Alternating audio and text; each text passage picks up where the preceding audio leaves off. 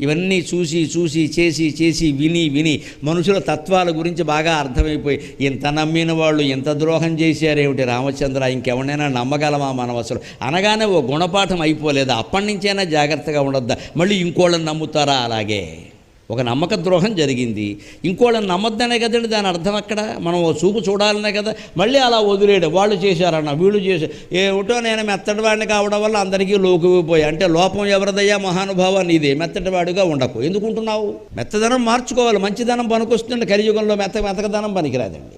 మంచితనం వేరు, మెతకదనం వేరు. మంచితనం ఏమిటంటే ఎవరిని ఏమీ అనకుండా ఉండడం. మెతకదనం ఏమిటంటే అందరూ అనే అన్ని మాటలు పడుతూ ఉండడం. అవసరం లేదమ్మా, మనం చేతకాని వాళ్ళం కాదు. జవాబు ఇచ్చేదానికి జవాబు ఇవ్వాలి, మూతి వాచిపోయేలా జవాబు ఇవ్వాలి. అందుకని వాళ్ళు అన్నీ అంటుంటే అలా ఊరికి ఏమిటో నాకు ఈవేళ గ్రహస్థితి బాగుండలేదు. అలా గ్రహస్థితి ఏం కదమ్మా, నీ మనస్థితి. నువ్వు చెయ్యని తప్పుకు ఎందుకు అంగీకరించాలి? అవసరమేంటి చెప్పు. ఎందుకు నిందలు పడాలి ఊరికే? ఈ మాత్రం పౌరుషం లేకపోతే ఎలాగా?